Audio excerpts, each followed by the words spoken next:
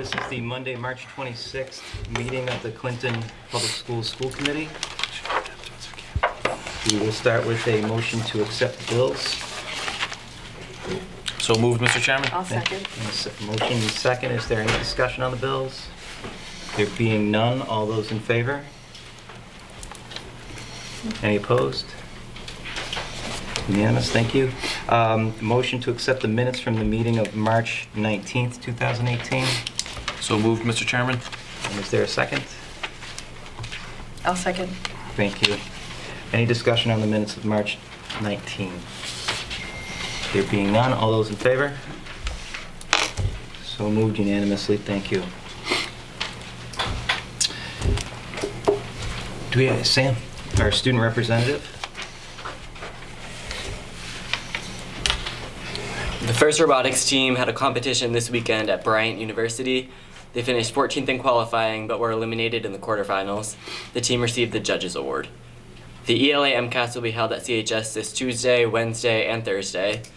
The school play, A Midsummer's Night Dream, will be performed on Thursday, May 5th, Friday, May 6th, and Saturday, May 7th. Clinton High will be hosting a reality fair where students in business and statistics classes will choose a career and find out what it is like to live on their starting salaries. And CHS senior Ellen Gahan represented Clinton High School at the March for Our Lives parade in Boston this weekend. She and her sister, former CHS student Haley Gahan, were interviewed live on Channel 5 News. Thank you. Just one correction, I think the play dates are April, not May. Oh, right, April, sorry. Thank you very much, Sam. Do we have anyone from the PTA tonight? Christine? Thank you. Been here in a while. Been a little long, cold winter.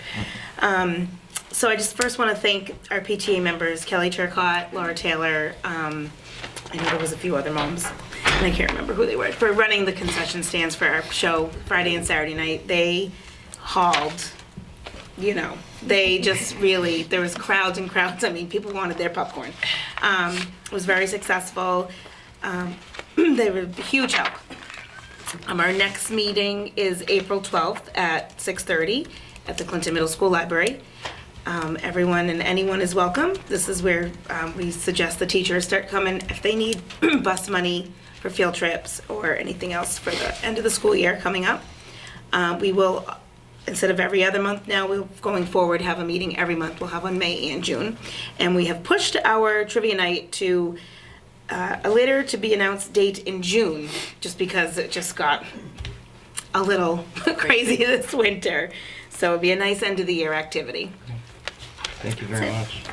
Thank you. Thank you. Congratulations on a great musical. Thank you. Special needs.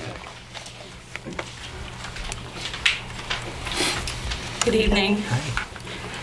Hi. Our April 5th meeting, which is our monthly meeting, will be our basic rights night with the Federation for Children with Special Needs facilitating our meeting.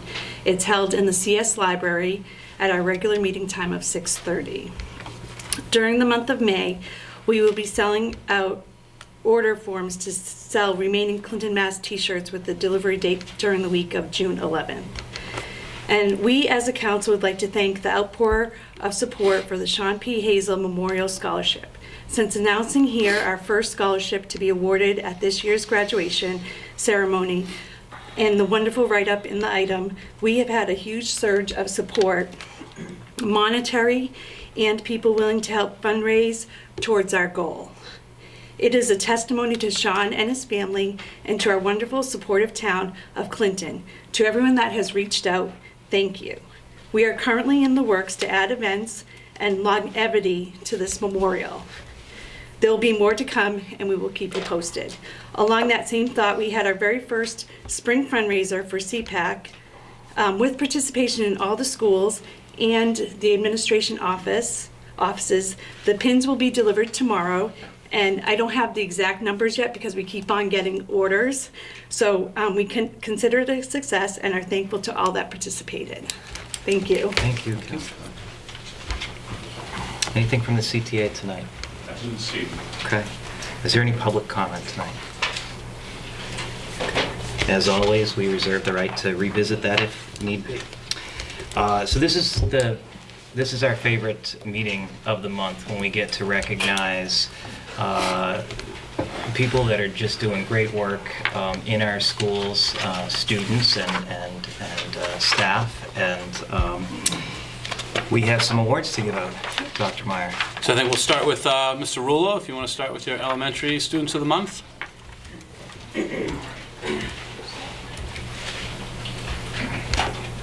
I think they had some tough decisions, so we got 2 this month. We did. So today, Ms. Silvio and I would like to honor 2 students in the 2nd grade, Mariah Curl, come on Mariah, and Bryce Neal. All right. So these 2 young students in the 2nd grade have improved their independent reading scores tremendously, almost 1 year worth in 6 months. They worked dedicated in order to do a great job. They work with our reading support school area for this, Mrs. Brodmerkel, and they also work with their teacher, Mrs. Falconer. So tonight, we are so impressed by their work ethics and by the strides that they've made that we wanted to bring them to you.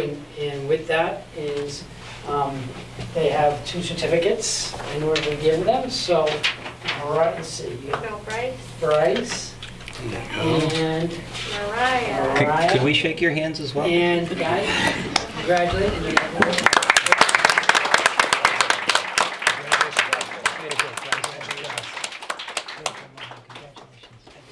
Congratulations. Nice job. Congratulations. You going up? Pardon? You going up? Yeah, Mr. we Sergeant, will. Mr. Seed?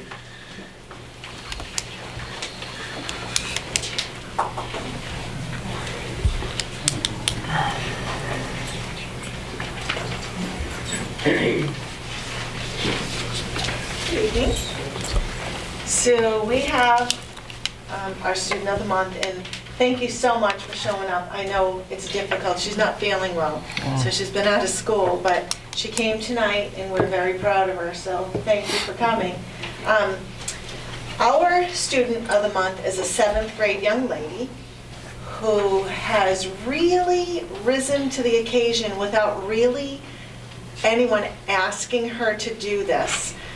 She's been helping students during the wind block, like taking them under her wing and providing like support for them, some extra help. Just trying to get some students organized so that they're going home with the right materials. And the teachers noticed this and they brought it to our attention. And we were just so impressed, so that now we do ask her. Sorry. But now we do ask her if she'll take just one more on and just one more on. And she's been so willing to help out. Plus, she's doing very, very well academically this year. And I don't want to say that she struggled last year, but her and I sometimes agreed to disagree. Would you agree? But she was always someone that would listen and take some advice, and I think it really helped her grow into the beautiful young lady that she is today. So we would really like to welcome and honor Kimberly Joyce tonight.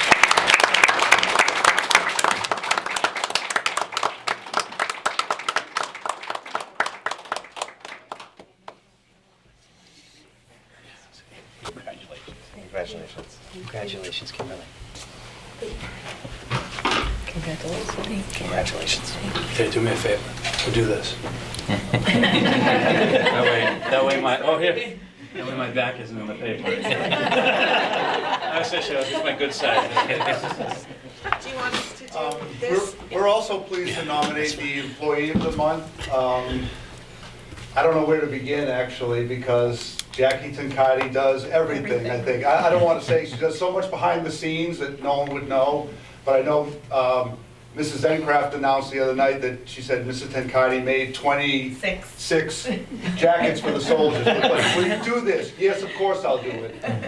People don't even have to ask and it gets done. So not only is she a lunch lady, after-school program, a mom, a friend, a volunteer, you do everything, Jackie. And a lot of it's, well, 99.95% of it is behind the scenes and nobody knows. So we are so proud to recognize you today.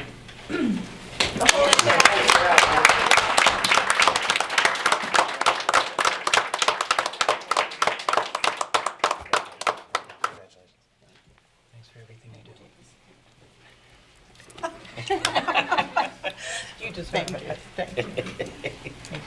Don't. There you go. You can have a bag. Oh, thank you. All right.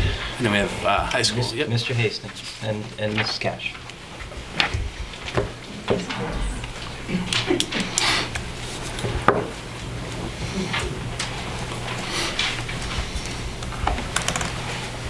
Good evening, everyone. And our student is such a special student, it takes 3 of us to do this. So, Mrs. Cash and myself, on behalf of Clinton High School, would like to recognize this student. And when we recognize a student, there's so many great students that that student who we do recognize, does indeed take that step beyond. Charles McGinn is a student who Mrs. Welsh is his class advisor, who she is our business department. Will read the recognition of Charles, but also to understand that there's a show. If we have a show here in the auditorium, it doesn't go without Charles. And also for first, he's been involved. He's a junior. He seems like he's been a veteran, been around doing that for many years. So I'm going to hand this over to Mrs. Welsh as she does the recognition for our student Charles. So Charles, Mr. Duggan and I jointly recommended you. And this is what we wrote. We wrote that we nominate Charles McGinn as Student of the Month. He is hold on a second, perpetual and extremely positive force. He is here, there, and everywhere. He is always thinking ahead, asking questions that we, the class advisors, should have thought of. He is well respected by students and faculty alike. Charles is always cognizant of involving all students, which is the true cornerstone of leadership. He knows it is to assist whatever situations present themselves, and he's just always there for us. We can't wait to see you prosper and grow as a senior, and we look forward to seeing you just become the wonderful human being that you are.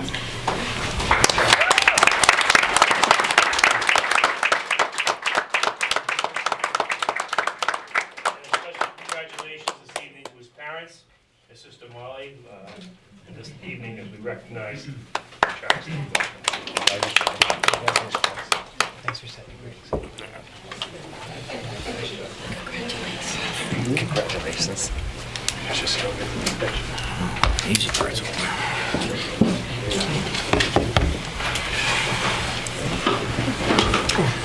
To our recipients of Students of the Month and Staff Member of the Month, thank you for everything you do as part of the Clinton Public Schools, and congratulations on all of your new and I'm sure continued success. And we have a business meeting to get through, so please understand, while we would love to have you stay, you're certainly welcome to stay. We will not be offended in any way if you don't.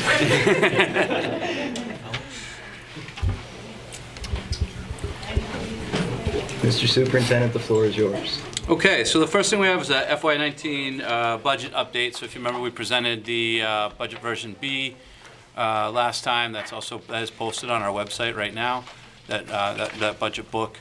And what we wanted to do was sort of use I know it was a short turnaround, we only had a week, but to try to address any other questions that we might have tonight at this meeting. So remember, just a reminder, we do have our meeting with we have a meeting with the FinCom tomorrow, and I believe, so FinCom will be tomorrow. There may be some selectmen there, is that right? Is there a couple of selectmen? But then I'll probably do an encore performance at the selectmen meeting on April 4th, so that we can, I think that's the first Wednesday, just to make sure that they all have an opportunity to hear it, so you guys are certainly, Steve, what time is it? And that's a 6 o'clock.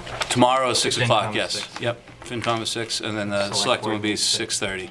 Yep. Sorry, 7. I just talked to you about this, too. 7 o'clock. But that's not till April 4th. April 4th, yep. April 4th is at 7. Yep. One of the charges from last meeting was to look at the alternative program, and we decided to look at that as a pilot.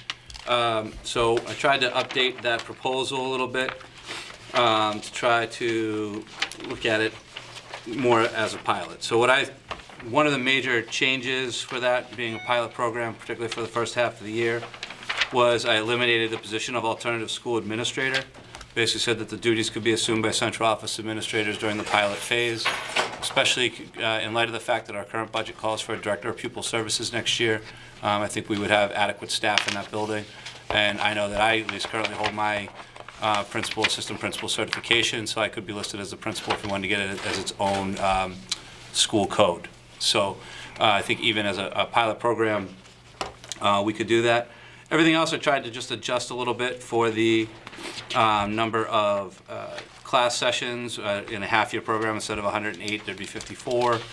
And then scaled back the course registrations, targeting it for really 3 people as a pilot program. The alternative school counselor, I did keep that as a 0.5. It's a 0.5 FTE, but what I was looking at is as basically a full-time position for half of the year.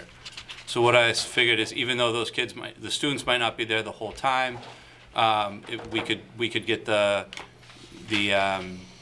position could be dedicated primarily to that. We might also be able to use that counselor to support some other aspects of the school as we open next year. But I think it would make it, I don't know, I personally believe it's a lot easier to find full-time employees than part-time employees. And I think that if we were able to get a full-time counselor for that part, and then we could see exactly what the workload is, particularly given the fact that without another body there isn't another dedicated administrator, that they might have to pick up some other slack with the individual learning plans and stuff. So we figure this is based on a half year. I figure the half year we could run it for about $42,000. That should save us about $67,000 in tuition. So as we mentioned, it's not counting transportation savings. So hopefully this pilot program, even at the pilot for 3 students, would net a savings of around $25,000. We can, and I think it's a small scale. It's not a huge expense. Like we mentioned before, if for some reason the savings didn't pan out as substantially as we anticipate. There's probably a little bit of a cushion between some of the circuit breaker or school choice, so we'd be able to cover that. But hopefully it would be something that, if it were successful, could grow into larger savings. So if that looks good, and we'll go forward with. So thank you for taking a lot of the questions and concerns from the table into consideration. So we can entertain a motion to accept the proposal, and then we can have discussion on it. So would anyone like to make a motion to accept the pilot proposal? I'll make that I motion. thought that's what we did last week. Well, so it's amended. Okay. So the motion would be to accept the amended proposal. I don't think we voted on it. I don't remember voting on it last Yeah, week. Well, I know you voted to move forward with the pilot the 2 for 6 phases months, yeah, but As a phase one. this is kind of a revised proposal. So if you want to go with this, yeah, that's fine. I'll make the motion. Is there a second? Okay. So discussion. No. Well, I appreciate the flexibility and that you came back to us so quickly. I think it's very just creative and a very proactive stance on filling a need that we needed and saving the district money at the same time. So I think it's fabulous. Thank you for all your hard work. I think, not to interject here, but I think at this point, in terms of how it impacts our actual budget, I don't know if you want me to include this in our budget right now, or if you want to think of this as sort of like, because it's a pilot, we think of it sort of a standalone that's almost being covered out of the out-of-district tuition that we would have been paying for these students. Well, if it And that works way out it's- the way you're thinking, it'll be a savings, right? Right. Okay. So But we if could- it doesn't, then we would have to take the monies out of school choice. Right, and then we'd have to adjust it. So but I guess what I'm saying right now, I mean, what we could do is we could amend the budget, right? Or we could look at the budget, and for the next iteration of the budget, we could reduce the out-of-district tuition out. And then we could build in all these different positions and line items, if you want. Because you're looking at, out of the proposed budget for 19 for added district of the 13 diagnostics, to have that reduced from 13 to 10? Right, or yeah, as we look through those tuitions, we would reduce that, and then with that savings, then create the line items that would fund the alternative schools. So we can either mechanically walk through all of that, or because we're hoping that this is going to be self-sufficient, basically based on that, and it's a pilot, we could run it just run it sort of separately at the beginning of the year and then address it. Almost thinking of this as like their out-of-district placement, if that I'm- makes sense. I'm Even though it's an thinking- in-district placement, it's. I'm thinking that might make more sense Yeah. where it is a pilot. Yeah. And then next year, if it's something that works out well and we Right. all agree, then make it part of. Even halfway through the year, or halfway through the year, we start working on next year's budget, and if we want to amend like a line change next, if we're going to go full-time, we want to do a line change and say, we're going to move this from out-of-district tuition to alternative school and start a whole location code in our budget for the alternative school. So I think I guess that would be the mechanics of it. Is like, do we want to start it as a whole location code and a new program, or do we want to essentially think of it as basically like an out-of-district placement, even though it's an in-district placement, and leave it in the tuition for now? But I think, are you guys okay? I'm comfortable with So we have a that. motion on the table to accept the amended Yeah, proposal. sorry. We can work, that's okay. Yeah. And so I think all of the discussion is important to help inform the board, but that can also happen after. Yeah. So, as far as the mechanical process, particularly where it looks budget neutral, relatively budget neutral. Any further discussion? All those in favor of accepting the motion to accept the amended proposal? Unanimous? Thank you. All right. So I think what I'm going to do then is, for example, for tomorrow night, I don't think we're not going to change the whole budget, create a alternative code location, put in all these staff things, but I will say at the end of the presentation that we are piloting this program that we're hoping will save us money in the long run, and we can go from there. Okay. All right. As far as budget update, I mean, that's really the only changes that I have looked into between last week and this week. I know that, I've had a couple opportunities to talk with some members of the board about some different budget line items and things, and some things we're able to clarify. So do you want to bring anything up now under budget? Do you want to wait until new business or come back to old business?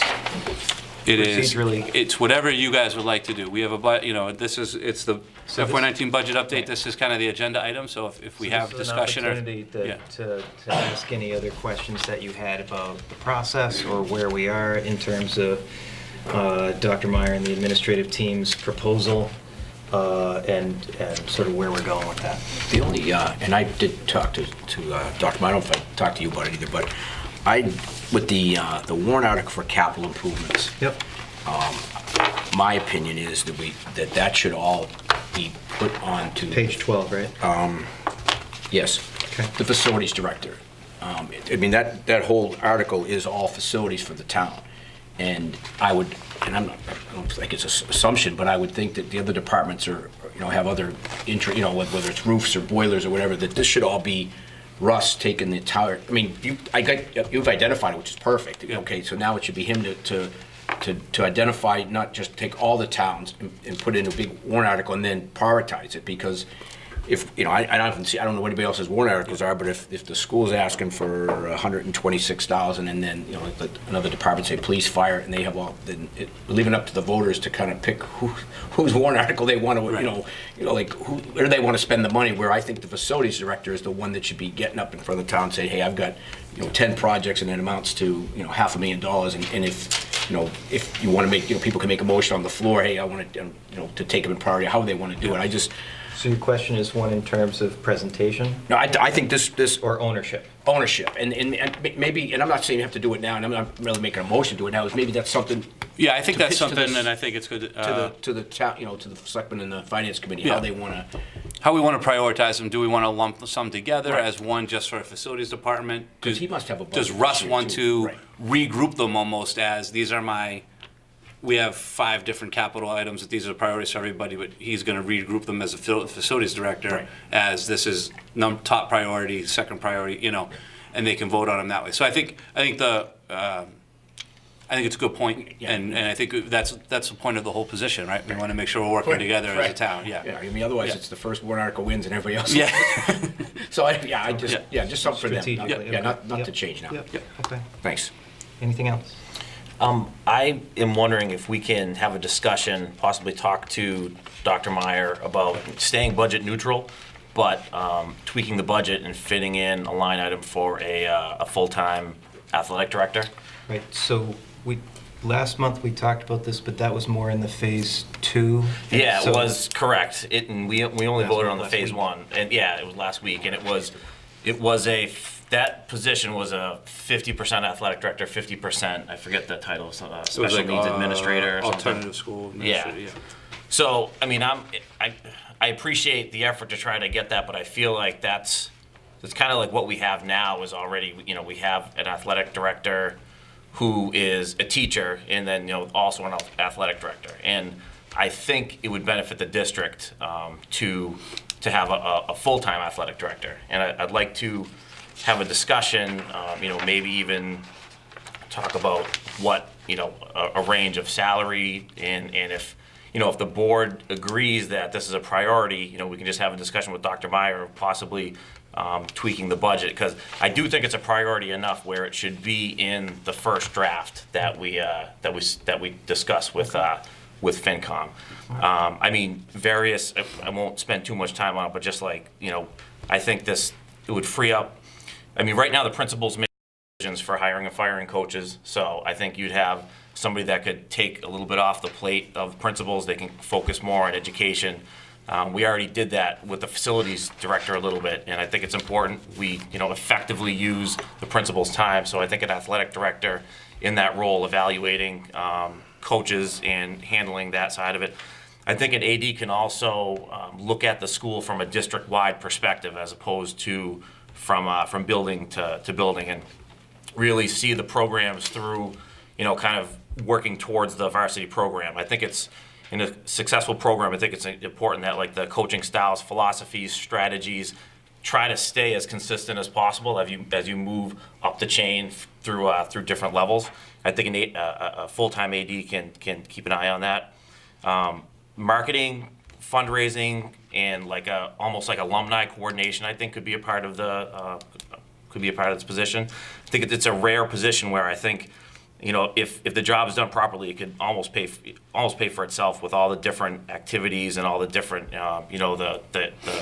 the interest that people have in Clinton sports. And people have been talking for a while about like why Clinton doesn't have an athletic hall of fame. Like a new full-time AD could start that initiative and could have events every couple of years, another fundraising, inducting teams and individuals. I mean, I think it would be fundraising opportunities that people would be happy to pay.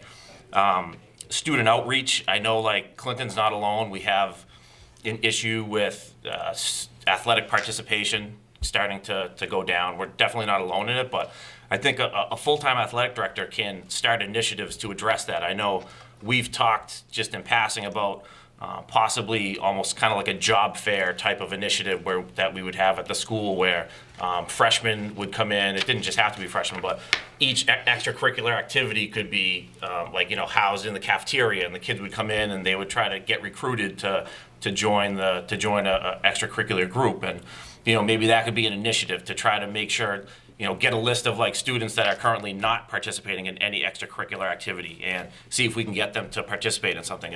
An AD can help with that.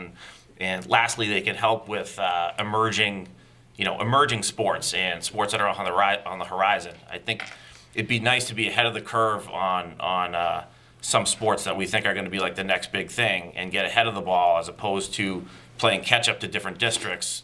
The only way that we're aware of it is, we really just hear parents complaining, like, why isn't this offered, why isn't that offered? And, you can't take every complaint, you can't deal with every complaint, but you hear enough of them, and it's like, well, a full-time athletic director could start looking at that and start having discussions and planning and doing co-ops with other school districts to try to get new athletics in here. So just based on what I think a full-time athletic director could bring to the table, I think it's 100% on board with. I think it's a priority for us, especially when we're in the middle of trying to. School choice is a fight. You're constantly like trying to get a little bit better and attract students and retain students, and I think a full-time athletic director would be critical in that regard. So. I feel strongly that I think it should be in as a line item in the budget, but I'm only one of 5, but I at least wanted to bring it to the floor for discussion. And if it is the pleasure of the board that we do reserve a line item for it, like I just, think we just owe it to Dr. Meyer to communicate that, and whatever we decide to do, that's what we do. So would someone like to make a motion to add a full-time athletic director to the FY19 budget? And we'll see where we go as a motion, and then we can have discussion on the merits of that. Sure. I'll make a motion to add a line item for a full-time athletic director, and with the understanding budget neutral, not adding to the budget, just rearranging. So I think, okay, so the motion's on the table. Okay, is there a second? I'll second it. Okay. Is there any discussion on it? Yes. I have some discussion. Yeah, okay, no, well, first off, I thought that, earlier, I thought we voted on that last week. We voted on this, and I'm not gonna put my glasses on because it's on film here, but Director of Athletics and Alternative Education. Okay. Prior to phase 2? That's Right. phase 2. We voted on that and it was unanimous. So and I know we've talked about this, but to make a change in the budget now when we have to present it tomorrow, and even if it's budget neutral, to move it around now, we gonna do it now? Well, in my defense, the first time that I knew it wasn't in the budget was the last time that we looked at the budget. So I really only had 1 week to.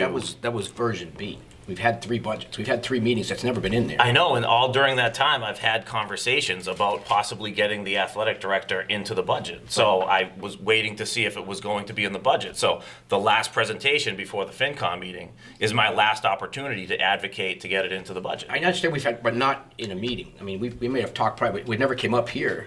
Right, and that this is, this is a, well, hold on. No, I'm not This arguing is- with you. I'm asking a question. That was my first question is, didn't we already vote on this job? Right, and we did, but I think, So, I thought we voted on phase 1. Yeah, we did, I don't think we voted on any. We voted on phase 1. Included a athletic. so as I, Yeah. let's make sure we all understand what's yeah, on I'm the asking a table. question. I wasn't arguing. Yeah.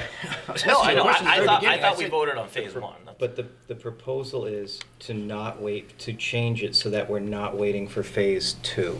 Is that what I'm understanding? That's not how I understand the motion. I didn't think phase 2 was like inevitable. I thought we voted on phase 1 and then we we consider phase 2 later. No, phase 2 was going to be in. But it was subject halfway- to, it was subject to making sure that the pilot was successful. Right. Because the salary would then be tied to that phase The 2 money, revenue right. generated. Yes, that's why we waited And so- till phase 2. But that means that you wouldn't necessarily have that person correct me if I'm wrong, but that person as a position to start July 1 FY19, because you'd have to see how the pilot goes first. So I think, as far as I understand it, this is an opportunity to prioritize the position and have the position earlier than theoretically you would have it through. Well, no, it'd be a different position because the one in Yeah, here so is. I think the motion right now is to basically say, we want to establish it as a different position, not, I think, so just so it's not confused, I think if we walk this through, we'd had discussions. We had discussions about ADs, we'd had discussions about athletic trainers, we've had different things that have come up during different discussions. So when I presented the alternative program, one of the suggestions that I had with that was potentially looking at it to fund someone who could be in that administrative role that may be able to take more of that athletic director leadership out of it. That was my attempt at a proposal of a way of trying to do something that was going to be kind of creative, maybe help save us some money on special ed, and maybe reinvest it to help the whole district. I think where we are now with the pilot proposal that was submitted or reviewed tonight, we took some of that other stuff out of there because it's like I said in the pilot, I took the administrative position out of there. So I think what the motion on the table is now is to basically say it's a separate issue. Like there's the alternative school is one thing that could save us money and that could be good, but if we want if we still want an athletic director, is that something we want to try to put into the budget now? And totally separate from that. Right, obviously, if we create a line item for the athletic director, then the athletic director would be removed from that that phase 2 like proposal. So I mean, yeah, that's Right, and that's, Yeah. like, so what happens to that job? Like now, you have it as a, like you're saying that a director of alternative education would be, and I'm not saying 50/50, I don't know what the hours Yeah. would be, but part of their duties would be that, and part would be the athletic director. So when we go to phase 2, what happens to that? You're gonna, and you said earlier, it's hard to get a part-time person. Is there enough, I don't want to say work, I don't know what to. I think we'd have to figure it out. I mean, I do think that's part of it's a And pilot that's what, yeah, I program, so thought we'd we- have to see. Because we if it voted is on that. only 2 students at that point, and it's going fine with central office acting in that capacity, then it stays. If it's growing to 8 or 10 or something, and we say, well, we need a body. Well, if there's 8 or 10 students in there, we should be able to afford it because that means we're saving a lot of money. So I want to give Mike an opportunity to weigh in if he wants to. So, I think it's been clarified for me. I was looking at the proposal that was motioned by Ed here tonight, not to have anything to do with the phase 2 piece, but be a new line item that you're requesting to Correct. implement it. correct. Okay, that's the clarification I wanted. And is it, Ed has done a nice job of articulating his vision for the athletic director position. You made a mention of the potential need for that as well. Can you share with us your vision of what you see the full-time athletic director, what you need them to do that's not happening currently? Well, I think if there was going to be a full-time athletic director position, I do think it does need to include some of the other things that Ed mentioned, which would be more of that community and alumni engagement as well. And I think that's sort of the bigger picture. And I think that's sort of sometimes, I think that's really a big difference that you get with when you have, in districts that have a full-time AD, that's the type of stuff you get. You do get more of this community engagement. You do have Hall of Fames. You do have other opportunities for students, maybe more time spent on the phone with college coaches and those types of things to try to help support the students. Where I think right now, right now the way the position is structured, it's a job. No one does it for money right now. Thank you very much. And I apologize if someone else has another question. Yeah. Go ahead.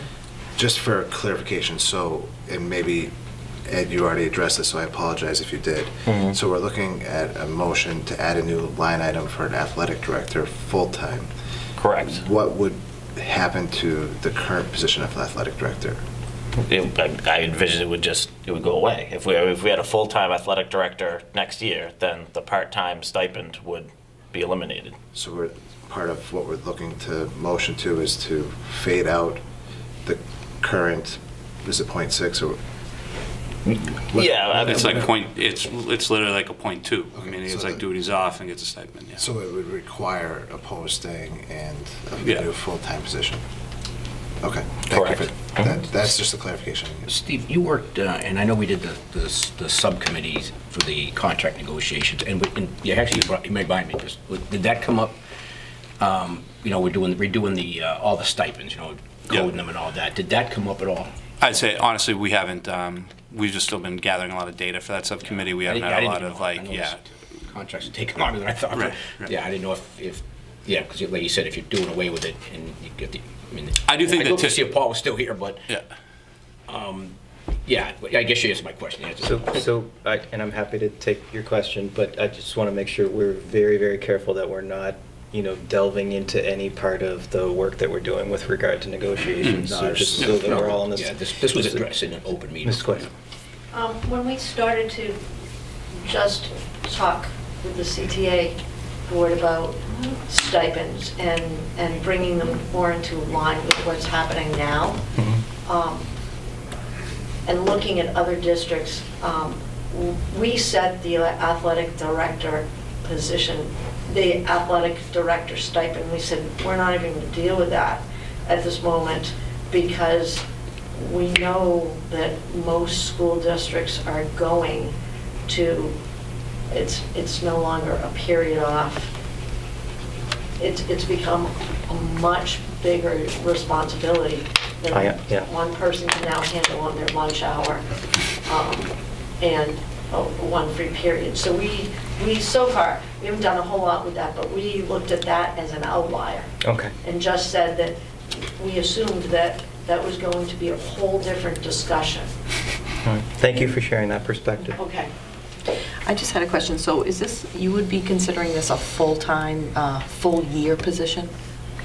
Yeah, I think if we were going to do this, we'd post it for, I mean, full-time, full year, meaning like, would it have summer hours? Is that what you're talking about? Or would it?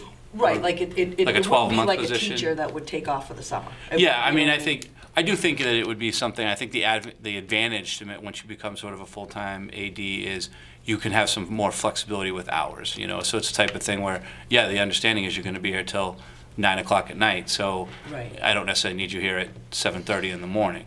And I also think that there would be probably, I mean, we'd probably have to look at other model contracts and stuff like that, but I'd say typically there's going to be some level of a summer responsibility to, you know, at a minimum, you know, starting in August and working with coaches and whatever.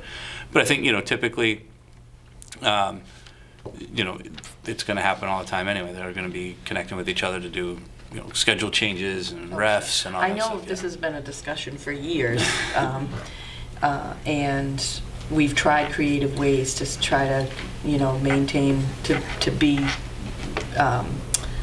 you know, not to spend any more money in the district, but I mean, I absolutely think that we could be serviced by a full-time athletic director. I'm just wondering, you know, can we afford it? Is it, you know, is it something that we could, and I know you spoke briefly about the athletic fees. Yeah. And that we were going to try to I'd say there's do away with those. but- There's one other potential funding source we could explore, which would be the Title II-A grant, which is a teacher quality grant. So you might say, well, how does teacher quality fit into a athletic director? But I have not budgeted anyone into. So in the last few years with the bubble classes, we've been using the Title II-A grant to fund one of our teaching positions. It's a grant that typically we get around $65,000, $70,000. It's an allocation. It's an entitlement grant. What typically in the last few years, our Title II-A grants, they pay one salary and they pay mentoring stipends for our new teachers. So that's or for our mentors for our new teachers. That's pretty much what goes into that grant.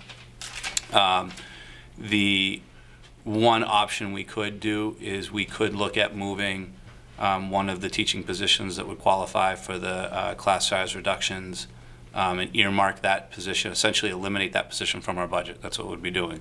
Earmarking it for the Title II-A grant, and then we could backfill that position with the AD. The risk we run into is the Title II-A grant is something that the current administration has tried to eliminate now for 2 years in a row in the budget. So it's a federal grant, and so there is the option, there is the potential that when we do get our Title II-A allotment this year, that it could either be eliminated or it could be substantially reduced, which is the reason why I was trying purposely not to fund the teaching position with it, because I didn't want us to be in scramble mode saying this grant got cut. But if we wanted to move forward with this, we can do that when we start hearing, you know, there's a lot of things that we don't know exactly. We don't exactly know what school choice is going to be. We don't exactly know what circuit breaker is going to be. I mean, everything at this point, we're basing budgets off of estimates. We have not received any formal communication saying that this grant is going to be eliminated. If you want, we could pursue it that way for now. And if we do get any information, then we'd have to make corresponding changes along the way. But that means now you'd be creating sort of like a full-time athletic director position that would be very comparable to, you know, a teacher salary, which, you know, I think we'd probably want to make it not in the teachers association. You'd want it to be like a director level position that could actually evaluate coaches and have more of a kind of some sort of say that way. I think that's typical for most full-time athletic directors, is that they're basically given individual contracts similar to like principals would be. So that's one, you know, if you want to go funding, that's one potential avenue that we could look at. I don't know, you know, we'd have to play it by ear, because if all of a sudden, if Title I gets cut, you know, we have staff that we allocate for Title I. We have staff that we allocate for the 240 grant, that they're you know, they're essentially, we plan on those staff being there, that if for some reason, any one of those grants, if it got, you know, just devastated, we're going to have to restructure and lay people off and do that kind of stuff at some point. So, you know, like I said, we don't have any reason to, I have not received any formal communication. I just know, you know, I know even in there's like a Department of Education Trump budget outline on their website that talked about different programs that they wanted to eliminate, and this was one of them. But it was also proposed last year to do so, and by the time the final budget comes around, it doesn't get eliminated. But that's just, you know, that's just one of the things to consider. So that's a direction we could go if you wanted. But if we were to move forward with that, the understanding, I think, would be that that position, like, if we found ourselves in a position where all of a sudden it can't be funded and it's not, you know, budget neutral, then that position we would you know, be forced to go back to the stipended position. Is that correct? Yeah, I mean, I think if we got to the point where, I mean, we'd have to cross that bridge when we came to it, but I do think that, you know, if we got to the point that you're telling me I'd have to, you know, increase class size or have the AD, I'd probably say, right, let's live with the AD for another year the way it is. So, but I mean, that's something, you know, we could move forward under anticipated, and then as we learn more challenges, we can go that route if that's something if that's the direction you guys want to go. Other thoughts, questions, concerns? We have a motion on the table. Go ahead. That mic, Brendan, the mic. I thought Tina had a question. That's why I was Sorry. I thought she had one. That's why I said go ahead first. No, I was just going to make the comment, like the whole, the attractive part of it for me is the whole marketing end of it, the whole alumni relations, and I just feel like it would go a long way and you know, make the difference in just a couple kids school choicing out if we have a more robust sports program. And Well, yeah, I mean, so- that's a whole nother revenue source in and of itself. Right. I mean, we may see that our numbers go up, you know, in the next couple of years so much that it, you know, we'll see that it was definitely worth it. And I think it's also something that would be, you know, if it's, especially if it's going to be an individual contract, it's not like we need to come out the gate and give someone a 5-year contract or something. You know, I mean, it's one of those things that we're going to be able to assess. And if it is increasing participation and we are, you know, and generating, you know, revenue and there's, you know, we're able to get new uniforms and do all these other types of things, then obviously it's something that we can continue to support. If for some reason it doesn't pan out that way, then we might have to find, you know, not the old way, but a different solution. Mm-hmm. Right. I mean, but in fairness, I mean, every line item in the budget is subject to Yep. unexpected. Exactly. Every Right. one of them is. Right. Yep. Go ahead. Who would this position report to? So I think we'd probably have to have a job description, Yeah. right, if we move forward with it, because I don't know that the existing job description in a part-time position would be equivalent to the full-time position. Who do they currently report to? I think currently it reports directly to the superintendent, but Okay. I would have to double check on that. That was an easier question. I gave you a harder answer. In you know, all the, I know in the first budget, that's everybody's wish list, right? Yeah. Everybody wants to be king for a day, this is what you'd have. Did that ever, and I'm not putting in the principal's advice, did that ever come up with the staff? Was there ever, and I hear all the stuff we want this person to do, has that ever been brought to your attention? I know you've only been here, but Yeah. about the same time I have. You know, has anyone said, hey, you know, if I could, you know, I'd say we've talked about it in I guess administrative. my point is, are they happy the way it is, or do they ask for that? You know, we've talked about it in administrative team meetings. We talked about, and the way we talked about it was in this sort of joint role of kind of athletic director and, you know, community and alumni, you know, and I think that kind of branching it out a little bit, because I think that's where we find ourselves, right? We find ourselves in this area where, you know, as Robin mentioned, the job is getting more difficult, right? And we mentioned it at our meeting, like you got concussion stuff, you got this, you got that, you got to get, you know, the job the demands get harder than just making schedules now, right? And but we're not such a huge district that you sit there and you go, well, do I need someone full time? Do I need, you know? So I definitely think it's outgrown the stipend, right? The current model, I think we've outgrown. Are we ready to jump to full-time? I think that's, we need to kind of see. But I think that's where, if you kind of backfill that job description with some more of this community and alumni stuff, you're making it a little more robust. I would say too that in my experience that I see a benefit of that kind of a position at a director level position, aside from the fact that I don't know how anybody does that half-time, never mind 2/10 of the time. I didn't realize it was, shame on me, I didn't realize it was that little. But the benefit that I've seen where an athletic director is either in, a high school or a middle school is there's some benefit to the sort of dean of students role as well that can be picked up. That was, I think there's some benefit to that as well. I'm not going to sit here and write the job description for a position that, I would defer. I would hope that we would defer that to, either collective work with you or to your team. But I think there are multiple opportunities for that kind of a role.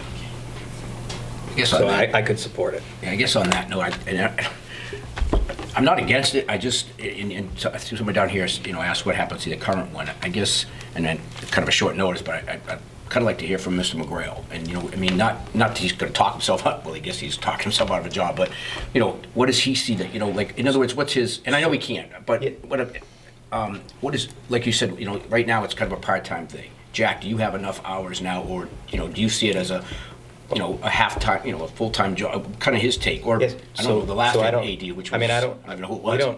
I don't think we need to, nor should have a conversation about an individual performance. The current athletic director in a part-time role can certainly apply for the full-time athletic director position if we move forward with it. No, I wasn't talking about his performance. I wasn't You're talking about the time. No, but I would say, in terms of you're asking about whether or not, I think, would the current athletic director in a part-time position be interested in being a full-time position? Is that? No. What I was asking is, right now, I don't know how many hours he puts in a week, but his stipend probably, like, so everyone's agreeing that the stipend doesn't match the hours he has to put in. Right. So, Jack, what hours are you putting in now? And, are you, because you're a teacher also, are you not missing something, but, are there things you'd like to, you wish you could do, like the marketing or like the calling the schools or whatever, you just don't have time to do. So, do you see it as a 40-hour job? well, and I think there are things that even come up, even some of the other MIA opportunities, whether it's like, captain's workshops or different things like that, that either he, might not attend it because he's missed, he's got to miss certain days for other AD meetings and stuff, and it's like, well, at some point, if I'm as a teacher, I got to teach, and I think there's a lot of, not just him, I think it's in general, and I think it's in general with most part-time athletic directors, is that, there are a lot of AD meetings during the day. There are a lot of these other things that happen. If you have to go get an appeal or you do anything, right now on Cape Cod that Right. started at 1 o'clock this afternoon. Yeah. So I'll go to that. Yeah. Right. So Right. but those types of things happen, and every day. So then it becomes every day they're gone. It's something. It's a challenge to the kids, and then it costs. Then we're getting subs. You know what I mean? So you look at another. I forget the exact numbers, but I know running, when we looked at the number of days absent the different teachers had last year, I remember the number one teacher who was absent, I think, only worked half the year. And when you look back at it, it's because most all of them they weren't like sick days. They were like PD, like AD conferences and stuff, Other questions? So we have a motion on the floor right now to, do you want to restate your motion? Because do you want to restate it as you know it, so we don't? I mean, it was to create a line item for the athletic director in the budget, staying budget neutral. That was the. Okay. But like. I'm just wondering, when you vote on the budget to go forward, wouldn't you have to vote both sides, like what you're adding and what you're taking away? Because that would change the budget that you voted. Well, we haven't yet. They haven't voted on a budget yet. Oh, okay. Going the version B. Right. Forward. This still comes So once under you- the right. questions for FY19. My question is, do I include a proposed salary in the motion, or is that just like leave it up to the discretion of the superintendent to, I mean, I have a figure in my head, like 60 grand, but that, I don't know, like, I have no idea. So I think Dr. Meyer, Ms. Sheridan have to do that work to figure out what. Fair enough. All I would say is that I think that we would expect that it would be, competitive based on what Dr. Meyer has said, it's sort of an entry level where we're trying this to see Right. where we are. It certainly, we wouldn't want it to be less than a current teaching salary at it, Sure. but I don't know that we need to go down that road right now. Fair enough. So if it's budget neutral,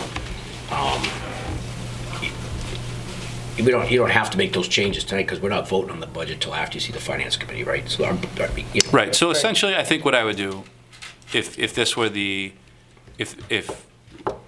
what I would do tomorrow, if this motion were to go through, is I would probably take one teacher's salary from the Title II. 5th or 6th grade, because those are our bubble grades that we're adding more sections to next year. And what I would do is I would remove that position from the salary, or from the budget. Earmark it for Title IIA. No different than, there's a lot of staff earmarked for other grants. Like that happens all the time. And then I would take that money that was freed up in the budget from that salary and reallocate it towards an athletic director salary. We could do that for now.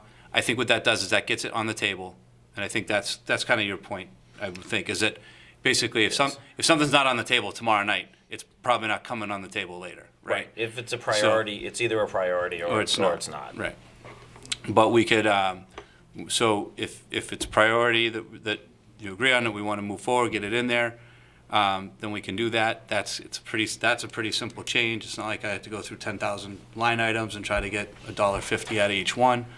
And we can go ahead and do that, and we could have it ready for tomorrow, and then we could even pitch it to the FinCom tomorrow and see what the take is, and then as we get feedback, we adjust. Then we still have our public hearing on April 9th, where we could have people, if the public feels strongly one way or the other, they could come out and talk about it, and then we won't vote on a budget till after that. So it's not, I think even voting and I guess I would only want to maybe make this clarification, is that you're not voting, it's sort of maybe to Karen's question, you're not necessarily voting this. Like mandating it stay in. Yeah, it's Right, not for like the correct. final budget. No. It's for the budget draft moving forward. Correct. Because if all of a sudden we meet with the FinCom and they say, hey, this is a really nice budget book, but you got to cut $300,000, well, we got to start somewhere, So, but I think as far as getting it into the current proposal, we could probably handle that. Joe, that's kind of what I meant. If you were doing your vote, it would be to add the athletic line and taking it from Right. the teacher line that you're saying in the vote to clarify it. That's what I meant for version B. I don't know if that's what you had to vote, but that's what I meant. So this is So- just, this is a motion to approve or disapprove of acceptance from the school committee for this position. But right now, you would leave I'm throwing out the Title IIA, but if Karen and I came up with another Different solution to options, fund right. it, that would be fine with you. Okay. You're not mandating where it Correct. comes from. I mean, I think it's a slippery slope for us to say Yeah, how you're right, going to. Exactly. pay for it. Thank you. And if you came back and said, there's no way we can possibly do this year, then we accept that and we bring it back to the table. Only one, I would prefer to, and that's why I asked in the very Final beginning. thoughts. I would prefer to stay with the phase 2 there, so you would have a part-time AD in January. And then, so right now you're going from a stipend to a part-time in January, and then at the end, as you're doing the budget next year, if that part-time works out, then we don't need a full-time. If it's, hey, listen, we're still missing things, or there's still more to do, then go with full-time. The only thing I would say is that I know that can, the school hiring is very cyclical. So when you try to hire anytime off cycle, you typically get a very limited applicant pool. So, for example, if the idea was to hire a position in January, like once you bring a position on in January, by nature, it's kind of a limited, it's going to be more a limited pool as opposed to, if we posted an anticipated opening in the next couple weeks, you might get a lot of interest as far as people who are interested in breaking into that field. So that's the only, that's just, I just know sometimes people feel that it's like, oh, if we get someone in, we can see how they work out as part-time, and then maybe we could make it full-time or whatever. And I feel like sometimes it's almost setting people's expectations up unrealistically, because then you end up, the reality is you post it for part-time, and now you're picking out of 3 applicants, and then, it's a little different, so. Yeah, the other point, I thought it was a very creative thought on that alternative program, but to find an alternative program administrator that would have those certifications that also had an AD certification, I just thought that might be too unique of a search, you know what I mean, for someone to have both of those, but. Time of the program might have been a conflict, and they got 4 programs. Right, if the program ends at 4 and you got practice and stuff at 2. Right. Any other final thoughts? Can I just clarify one thing? Sure. When we voted last week on the proposal that we had gotten from Dr. Meyer, I just want to make sure I'm clear on this. The proposal that we had gotten from you for the alternate education was for an entire proposal that you had brought forward that included those things. Right. We were the ones as a board who felt that we didn't feel comfortable just taking that big jump and having it cost us any money. Correct. So we were the ones who said, let's make this a phase 1 and phase 2. Correct. So we went ahead and said that we would be in favor of a phase 1 and sent him back to the drawing board for him to come back and give us what this whole program was going to look like now. So I feel like the new program that we voted on tonight, in essence, took the place, replaced that. So Phase 1 and 2. what we voted on tonight didn't have a phase 2 in it. Well, Go ahead, Mike. I'm probably going to say the same thing. it's too premature Yeah. to know what phase 2 is going to look Right. like, because right now we have an idea of how many kids can come on board. It could be larger, or we might not have hit those numbers. If it ends up being larger, then the demands and needs to run the program are going to be larger. So phase 2 could look completely different. Or if it's not as large as we think it's going to be, then the request could be much smaller. Right. Okay.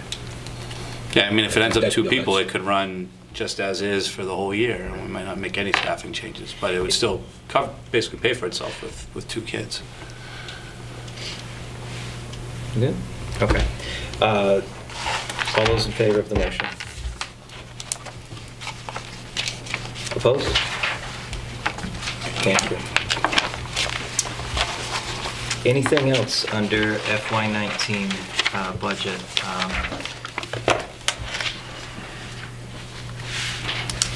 I guess we'll see how things go tomorrow, and then on the 4th as well. The only, I guess, so my next thing on here is I guess, somewhat budget related, but letting you know, there is an update in here of some staffing changes. Yep. It's, next one on my list. We do have 3 retirements that we've received letters from. So Carol O'Malley is retiring as a CES music teacher after 21 years, Jean General as the CES speech teacher after 18 years, and Mike Murray as a CMS custodian after 11 years. So those are 3 retirements that we have received letters, so those seem to be fairly definite, and those have been built into the budget. And we will try to, what I'd like to do is plan on, any of the retirees, we'll try to invite them to one of our final recognition ceremonies of the year, and we'll recognize all of them for their years of service at that time. Great. So these are end of the school year retirements? They're end of the school year retirements, yep, but they're just planned on. We do have 1 leave of absence request. Gina Leary is a Clinton Elementary School teacher. She's requesting a leave of absence in FY19 to care for her children.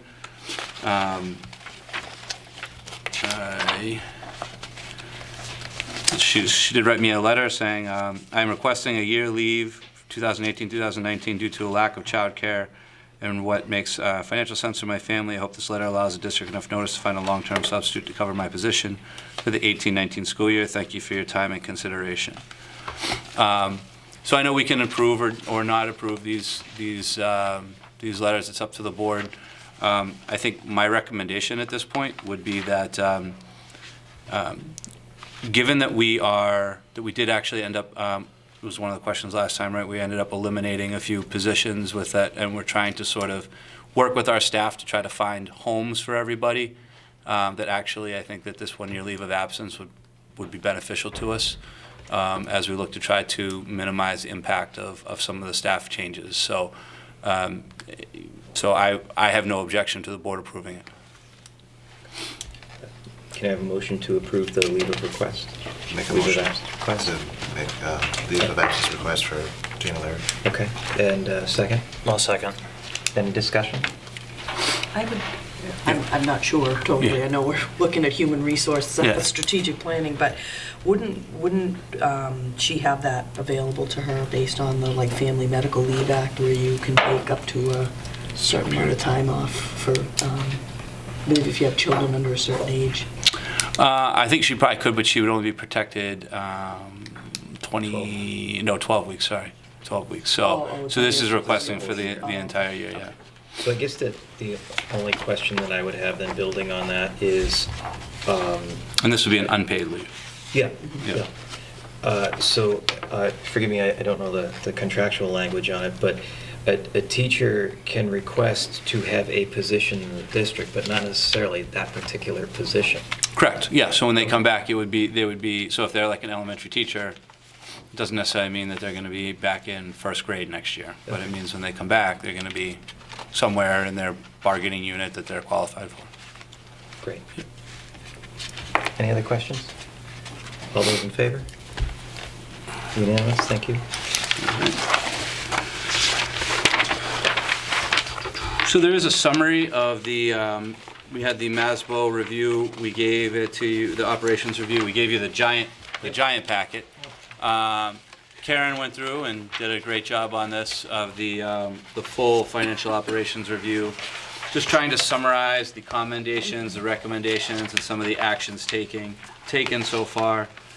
I mean, we don't have to go through each one of these. I don't have to read the document to you unless you want to.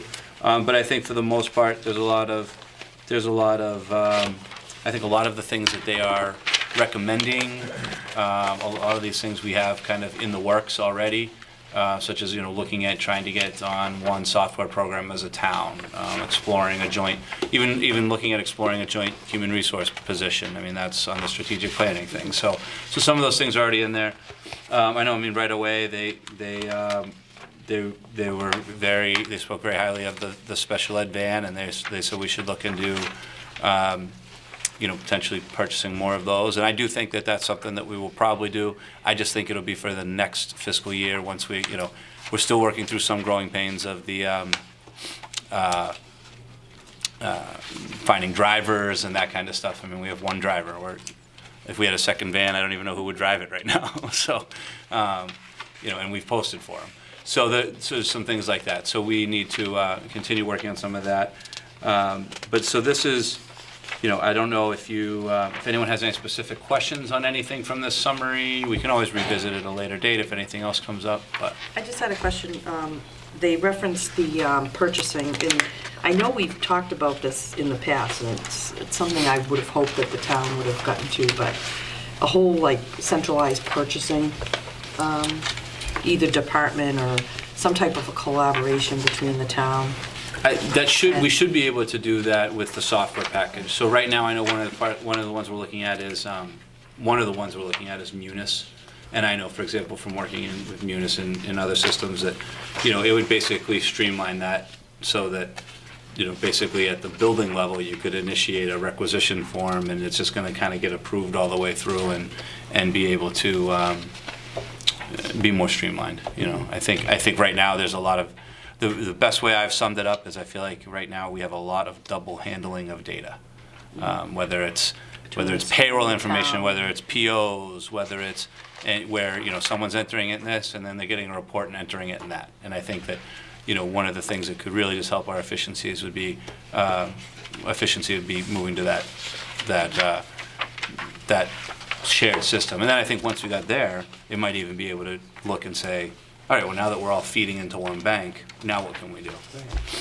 The other thing I read was regarding the school lunch program, which is a little bit concerning because I know we've had issues where kids go in the negative and there was, Yeah. we set some type of standard of when a lunch is given and, but it said something that at the end of the year, no child could have a negative balance and that we needed to fund that negative balance with, like, from our own operating budget. Yeah, so your lunch account's not,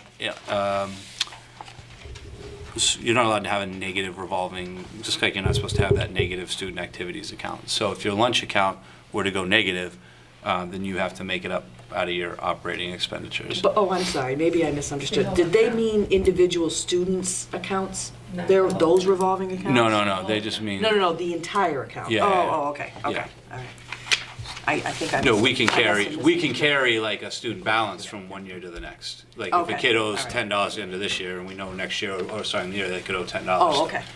But if the food service department was at a negative, then we would have to make that up because they can't, as a district, we'd have to say, okay, we're gonna pay you we're gonna cover that 10 grand that you're in the negative. But I think food service is one of the areas that came up through this that we're gonna keep looking at. I know since this, Karen's been doing a lot of work with Nan, really working on some of the budget documents, some of the cash handling procedures, and there's a reference in here about like bonding. We're looking into some of the bonding procedures, reaching out to Mike and the town insurance to try to make sure we have everyone who needs to be bonded. So I think there's a lot of stuff in here that we are, just, I think it was a worthwhile review because I think, we got some areas that they said these are good, and we don't have to second guess it or prove it to ourselves. There were a lot of commendations. But then some of the areas where there's, things like bonding, that was a question I had when I started working here. I was like, I've been bonded in the last 2 districts I worked in. Why am I not bonded right now? Like, So I think it's great, and I think it's a healthy process, and I just, we'll take the other questions that you have, but I do want to, publicly thank you and Karen, for all of the work that you had to go through with it. I think, I hope that it proves to continue to be a worthwhile process. It's certainly educational for us, I think, to be able to have that, outside perspective of the things that we do well and where we can be better. Can I just mention 2 things that they said, because I think they're honorable. One is when they first sent it to me, John Kraft, who's the head of it, said, this report has more commendations than any other that I can remember. Oh, wow. And to me, I was very proud of that because we work as a team. And there are things that we need to improve on, but there was also a lot of things that they said we were doing well. So I felt really good about that with regard to the entire team's very excellent. And well, the you should. second thing is a shout out I have to say about Annette because Annette Cologne works with me. And she did the Clinton's Business Office Procedures Manual. We sent her for a whole year. She went to classes all year to do this procedures manual for us. And the Business Office Procedures Manual is outstanding. It was selected as a model document and is currently posted on MASBO website for other districts to review. Yeah, that's awesome. So I was really proud of Annette for that. And she did an outstanding job. So I just wanted to mention those 2 because I just think that everybody works as a team, and we all know that there are things we need to improve on. But because we work on a team, each year we do improve on them. So Great. I really liked the review because some of the things that we knew that needed to be done was exactly what they said. They gave us other areas that we should look to improve, and yet also said some nice things. So it was really good. Well, please pass along our thanks and commendations to Annette as well. Other questions? Yeah. So, first, I guess question/comment, under the special ed piece, one of the things that is definitely draining on the special ed department is the recording of Medicaid. And a lot of districts have gone the route of hiring a company to work with the district. And what that does is that helps to lighten the burden of some of the support staff in a department. But then the other thing that does is they're experts when it comes to that Medicaid reporting, and they're able to sometimes get a community more money than even after they pay the maybe 10% commission. They're able to get more money than they normally would on their own because it's experts that are identifying things that they never have collected on in the past. So I know that the special ed department is working very hard, but I know that we pull from the support staff on a regular basis. And so I was wondering if we could look into it, one of the avenues that does provide the Medicaid consultation to help the district out. Cool. And then the other, point that I want to make is I was very impressed with the report. I'm very pleased to see, like Karen was mentioning, how many fantastic things are happening and a lot of praise. When it comes to the gate recommendation, as far as tickets, I think that's just something that, as the policy subcommittee, to help to maybe get a recommendation, move forward to that subcommittee, so that we can, kind of bring it through to the committee for review. But I think that we should look to establish some kind of a timeline on that and make it a priority because, I think that in the spring. Which one was that, the gate receipts? Yes. Okay. So we're looking for, Oh, the written procedure for gate receipts to be Right. adopted by school committee. I think that goes into dances and a wide variety of events. I think that can be uniform to really, as long as we do a good job with the policy to meet all of the program's expectations. Yeah, okay. But thank you.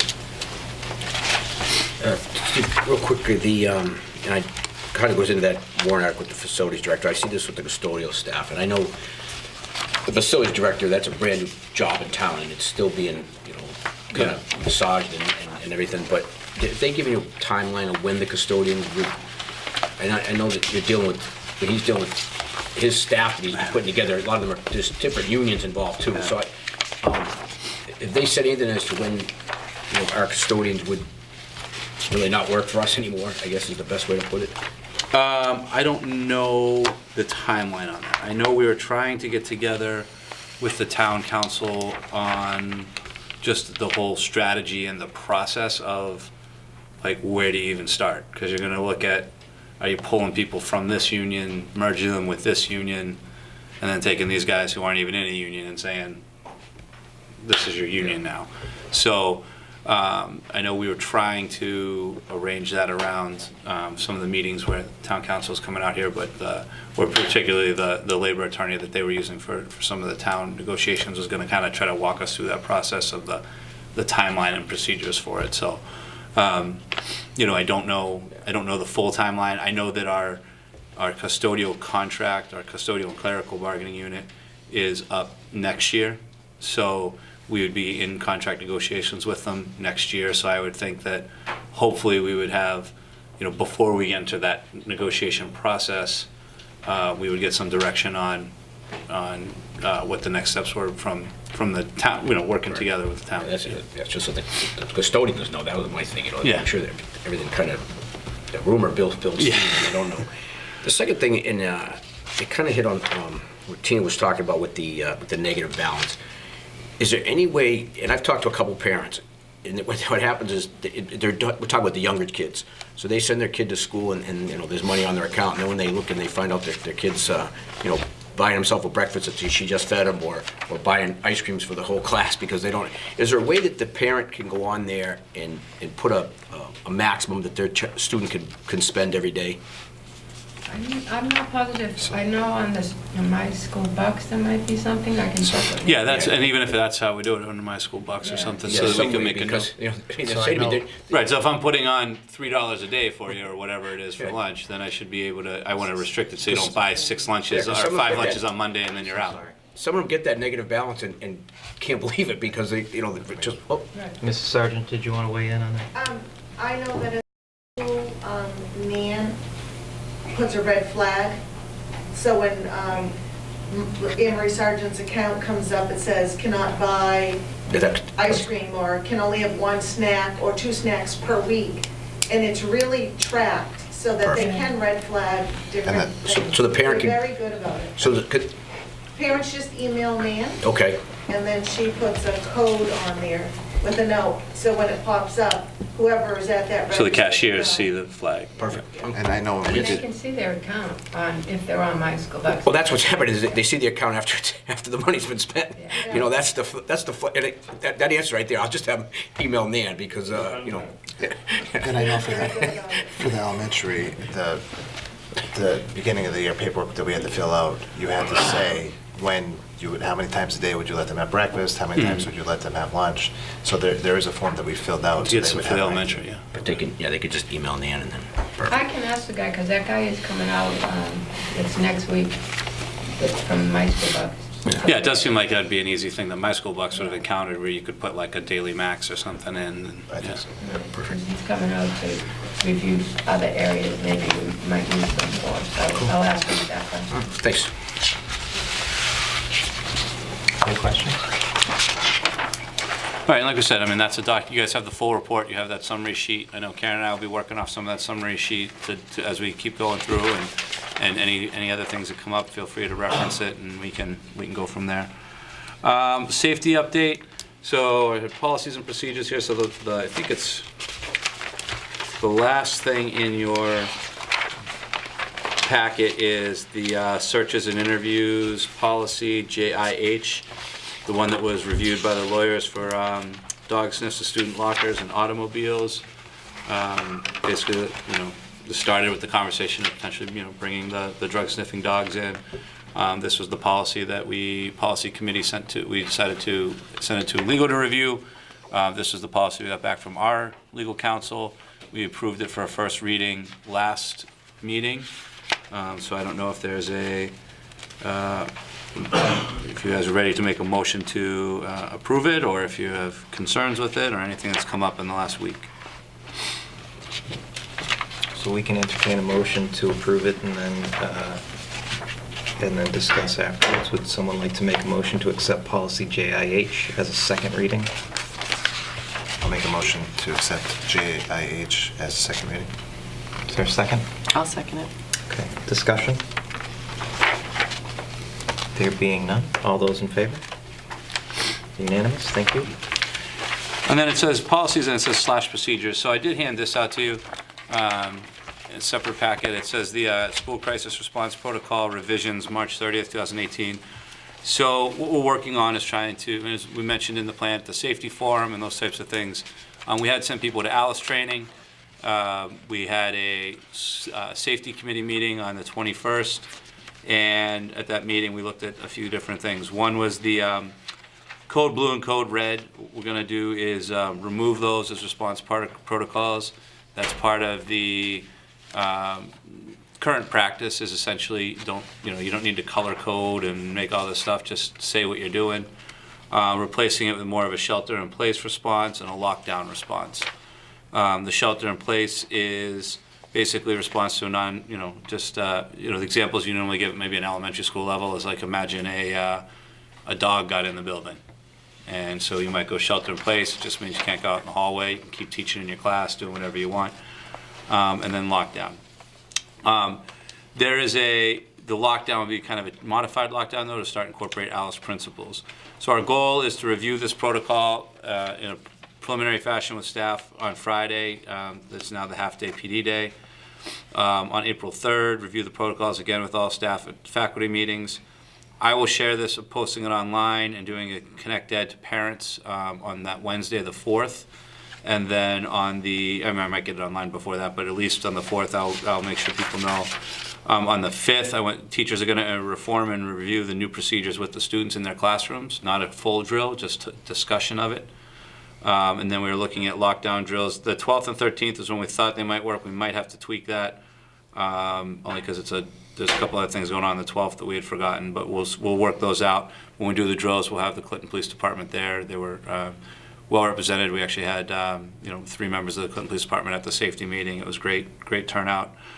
And then we already scheduled the next safety committee May 2nd, which is basically there's a week of vacation in there, so that's pretty quick, just to debrief the drills and see how it went and what anything changes we might need to make.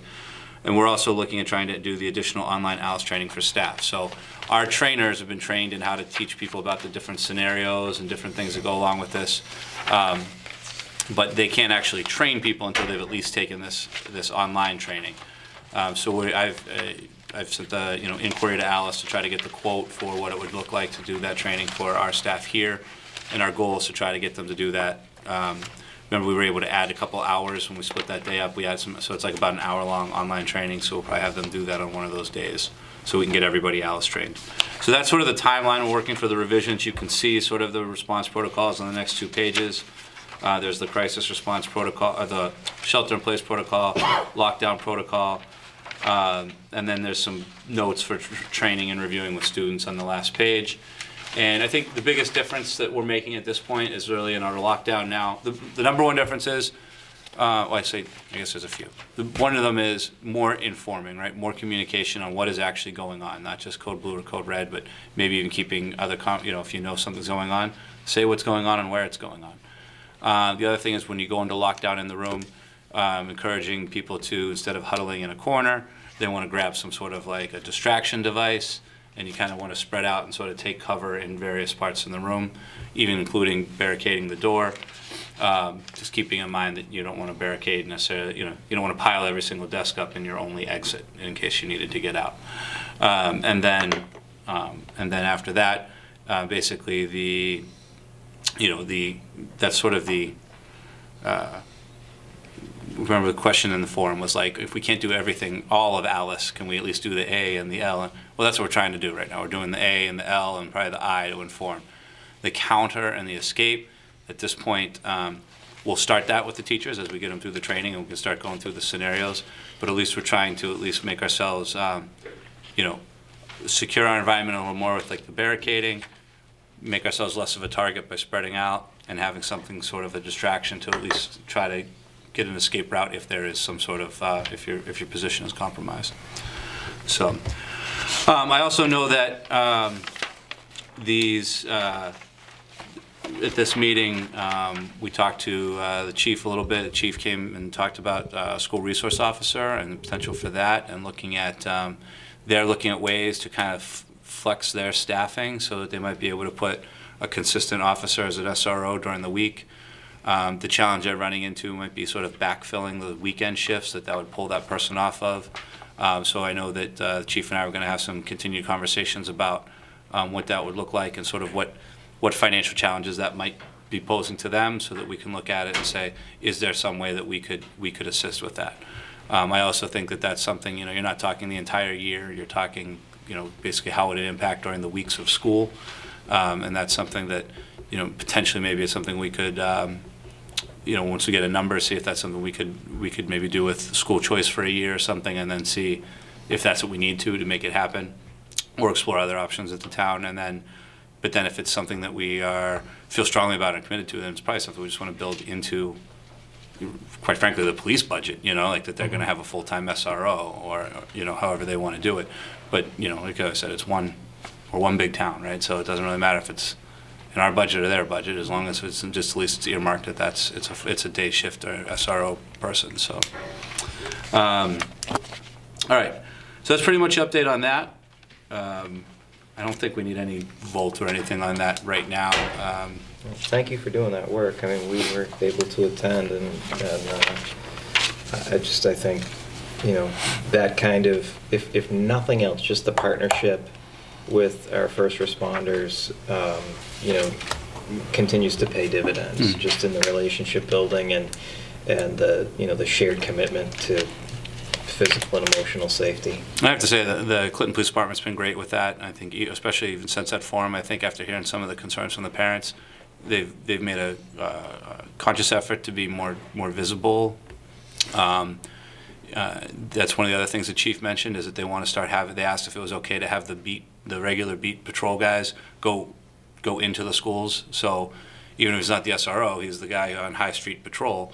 He's gonna come down, park his cruiser, and get out and just walk through the school and say hi to kids, maybe sit down in the cafeteria, do it. So at least you're just constantly getting those guys familiar with the school, which we said, and I said, I think all the principals, we said, yeah, definitely. So I think there's been a great, willingness to to work together there. So I think it's been great.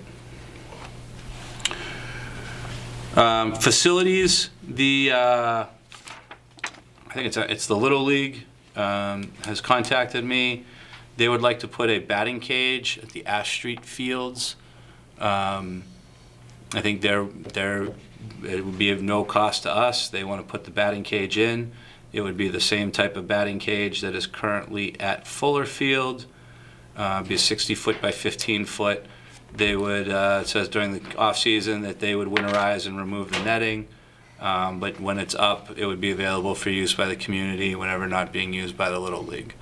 So, I mean, I would still make sure that we were working with Rob and Russ to make sure that, you know, between the principal and the facilities director, that we put it in the right spot and it's not going to be disruptive.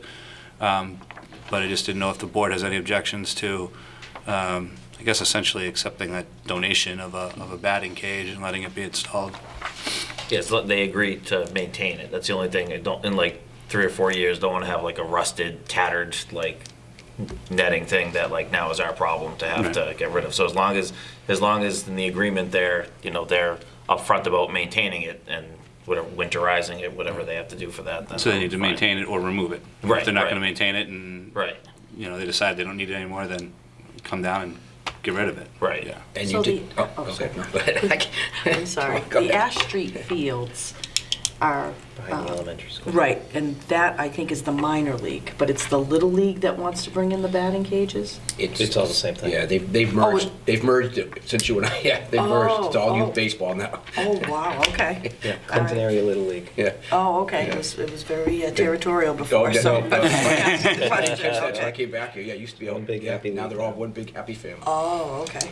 Yeah, that's one point that I want to make sure that is when they put it down there. Like Ed said, they're maintaining it, but also it's open to the community. You know, it doesn't become, you know, sometimes, you know, leagues will put something somewhere and that becomes theirs. That it's Right. open. You know. I mean, it says, and according to this, that the cage would be available to the community to use when not being used by the Little League. So, Yeah, perfect. So I guess, I mean, I could write something to formal response to this request saying that, you know, we'd be okay with it upon the conditions that it's maintained, and if it gets, you know, at the end of its usable life, you're going to remove it, and that it is in fact open to the community. And if there's any damage, that they don't hold the school department responsible? because- Like if a ball gets out of the cage and hits somebody's car or something, you mean, or like? Well, no, if the netting, you know, I know was vandalism. Oh, there. yeah, I know Something what you're should saying. happen to It's it. not our, yeah, they assume the risk of, yeah. And I think you said, I couldn't hear it.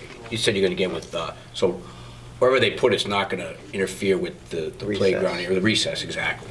Right, I'll make sure that I work with Rob and Russ, so that we got the principal of the building, facilities director, and kind of walk out there and make sure we know exactly, you know, because Little League says, oh, we'll be out of the way here, and someone else will be like, you know, so you just put this in the end zone for Right. flag football. Okay, what do we say, maintenance, no liability, maintenance or removal, and open to community. All right, make sure we get that. I don't know, do you want to vote on that, to just accept that, or do you want to wait now? I mean, So what is our policy on, because it's not really a donation to the schools. Right, They're it's just more asking the- for permission to place it on school property. yeah, So, you know, it probably doesn't fall under a donation, right. donation. Right. Yep, I can check. Do we need a memorandum of understanding? Yeah, well, that's almost what it is, right? And that might be what I draw up with that. It might just be a memorandum of understanding that we're allowing you to put this net on the property. That's what we'll call it, MOU. And we will outline in there that it's going to be that they're responsible for the maintenance or the removal if it gets beyond repair. We don't assume any liability, all that kind of stuff. So That'd be good. I'll entertain a motion for the superintendent to draft a memorandum of understanding with the Clinton Area Little League for the request of the batting cage at I'll Ash make Street that Fields. motion. Okay. Second? I'll second. Okay, any further discussion? All those in favor? Unanimous, thank you. Just a couple things on recent conferences, just so, last Tuesday, I think it was, Kathy Buchanan and I went to the DESE Equity Lab out in Malden at the DESE, and I was looking a lot at data. A lot of it had to do with looking at teachers and teacher assignments, and really looking at, there's an incredible amount of data that they gather now, and a big part of it was looking at things like, risk factors for kids, and showing that really disproportionately a lot of your most at-risk students end up being scheduled to teachers who also have been shown to have some risk factors, whether that's, as far as they identify them, meaning like non-professional status, or has been evaluated at a needs improvement or unsatisfactory level, or teaching outside their certification area. So we were able to kind of look at some of that data and bring some strategies about how you can do that. And it typically becomes becomes a challenge. I guess the most classic example of it might be, if you're a lot of times in a high school, it's almost like you feel like your best teachers end up teaching like your AP classes. Well, so now you have your best teachers with the kids who probably, you could throw a book in the room and lock it, and they're going to teach themselves half the stuff. You almost want to make sure you're getting some of your best teachers with your most neediest students, and I think that's just part of the message, and we've looked at that. And then on Friday, I went with all 3 assistant principals to the Safe and Supportive Learning statewide convening at the DCU Center. So it was good. It was a nice. It was a breakout session. We kind of looked at different strategies, a lot about social emotional learning and different ways that schools are implementing those types of strategies and alternatives to discipline and all those types of things. So it was both of them were great conferences. I just want, they're both free things that the state is putting on to kind of share best practices and share how to use some of the data that they have available. So we just met last week, so I don't know if there's anything new from either policy or marketing. No. Okay. Anything under old business? Yeah, we met with, out of blank, I should let you go. Jenny West. Jenny West today about the monument over here. Mm-hmm. So right after, shortly after, she gave us the estimate. So they're gonna put, on one side they're gonna put, it's like a bronze mural, kind of, looks up the different wars, and then on the other 2 sides they'll have plaques for each branch of the service, and then an eagle on the top, and then when it gets done, we'll clean up all around it. But just, so it's the Lions Club and the Legion? No. Lions Club and the Legion, yes, that are gonna pay for this. There's no cost to anybody in the town, so, and the estimate was about, just under 16,000, I think, for all of it. Wow. And it, installed and everything, and I think they're gonna use Zoll, right? Zoll Reganini, That's where the quote was from today, yeah. So it'll be a town project, and depending on the weather and they're trying to get it done for Memorial Day, but okay, once she comes back with the final, bill and everything, I think we have to, Well, that comes back to the same donation, idea, if we're kind of accepting it as a donation or allowing them to do, however we want to, give them our blessing to. But I think once she, and I thought that's why you're talking, Steve, once she's gonna go to both of those, the line, and when they say, hey, yep, we're each gonna pony up so much money and it's good, then we'd have to accept Then it. we'll move on. Okay, great. Great. Thanks for your legwork on that. I was a half hour late for a meeting too. Thought about it. Thanks for calling me. Anything under new business? No. We are going to go into executive session. We Yeah, we not don't going need into to. Executive session, we don't need to at this point. So I will, You just slip up a note, Ed, because I told you we were going and you I will entertain a motion to adjourn. So moved. Second. All those in favor? Happiest guy in the world. I thought we were learning. We are adjourned. Thank you, everyone. We met last time. Talked about our offer. Good discussion.